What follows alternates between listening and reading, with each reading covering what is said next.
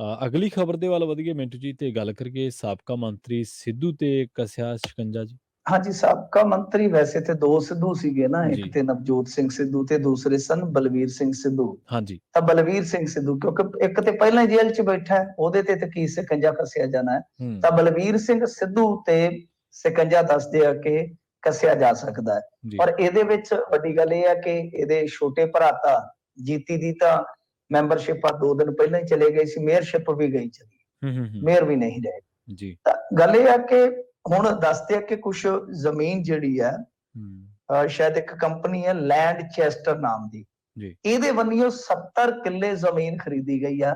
ਹੁਣ ਇਹਦੀ ਪੜਤਾਲ ਸਟਾਰਟ ਕੀਤੀ ਗਈ ਆ। ਵੈਸੇ ਜੇ ਤੁਸੀਂ ਵੇਖੋਗੇ ਤਾਂ ਵਿਜੀਲੈਂਸ ਨੂੰ ਇਹ ਵੀ ਕਿਹਾ ਗਿਆ ਕਿ ਲੀੜਾ ਲੱਤਾ ਢੰਗ ਦਾ ਪਾਇਆ ਕਰੋ।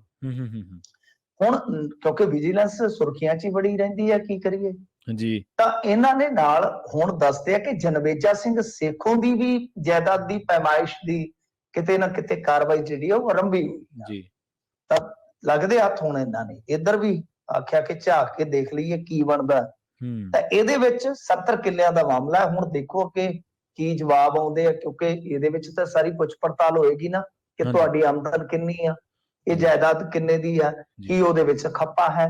ਪਰ ਆਪਾਂ ਸਾਰੇ ਜਾਣਦੇ ਆ ਕਿ ਜਦੋਂ ਬਲਵੀਰ ਸਿੰਘ ਸਿੱਧੂ ਸਿਹਤ ਮੰਤਰੀ ਸਨ ਤਾਂ ਸਿਹਤ ਮੰਤਰੀ ਦੇ ਹੁੰਦਿਆਂ ਇੱਕ ਜ਼ਮੀਨ ਹੋਰ ਸੀ ਬਲੌਂਗੀ ਵਾਲੀ, ਤੁਹਾਨੂੰ ਯਾਦ ਹੋਏਗਾ ਸ਼ਾਇਦ ਕਿ ਟਰਸਟ ਬਣਾ ਕੇ ਉਹ ਜ਼ਮੀਨ ਜਿਹੜੀ ਪੰਚਾਇਤ ਤੋਂ ਗਊਸ਼ਾਲਾ ਵਾਸਤੇ ਲਈ ਗਈ ਸੀ, ਉਹਦਾ ਵਿਵਾਦ ਵੀ ਬੜਾ ਭਖਿਆ ਸੀਗਾ। ਪਰ ਇਹ ਵਿਵਾਦ ਉਹਦੇ ਤੋਂ ਹਟਵਾ ਆਇਆ ਹੈ। ਵੈਸੇ ਤੇ ਵਿਵਾਦਾਂ ਦੀ ਜੇ ਕਹਾਣੀ ਛੇੜੀਏ, ਇੱਕ ਤਾਂ ਨਾ ਵੈਸੇ ਮੈਨੂੰ ਕਈ ਵਾਰ ਆਮ ਆਦਮੀ ਪਾਰਟੀ ਦੇ ਜਿਹੜੇ ਸਲਾਹਕਾਰ ਆ ਜਾਂ ਜਿਹੜੀ ਇਹਨਾਂ ਦੀ ਥਿੰਕ ਟੈਂਕ ਦੇ ਵਿੱਚ ਟੀਮ ਹੈ ਸਾਰੀ, ਜਿਹੜੇ ਸੋਚਦੇ ਵਿਚਾਰਦੇ ਨੇ, ਉਹਨਾਂ ਤੇ ਕਈ ਵਾਰ ਬੜਾ ਕਹਿ ਲੋ ਕਿ ਜਿੱਦਾਂ ਹੈਰਾਨੀ ਵਾਲਾ ਕੰਮ ਹੁੰਦਾ ਹੈ ਕਿ ਬਈ ਜਦੋਂ ਹੁਣ ਇਹੋ ਜਿਹੇ ਮਾਮਲੇ ਦੇ ਵਿੱਚ ਤੁਸੀਂ ਜਾਂਚ ਪੜਤਾਲ ਸ਼ੁਰੂ ਕਰ ਰਹੇ ਹੋ ਤਾਂ ਜਿਹੜੇ ਮਾਮਲੇ ਬਹੁਤ ਵੱਡੇ ਪਏ ਨੇ ਇਹਨਾਂ ਆਗੂਆਂ ਦੇ, ਮੈਂ ਨਹੀਂ ਕਹਿੰਦਾ ਕਿ ਇਹਨਾਂ ਨੇ ਚੋਰੀ ਕੀਤੀ ਆ, ਪਰ ਗੱਲ ਤੇ ਇਹ ਹੈ ਨਾ ਪ੍ਰਵੀਨ ਜੀ ਕਿ ਜਦੋਂ ਆਪਾਂ ਦੇਖਦੇ ਹਾਂ ਕਿ ਪਿੱਛੇ ਮੁੜ ਕੇ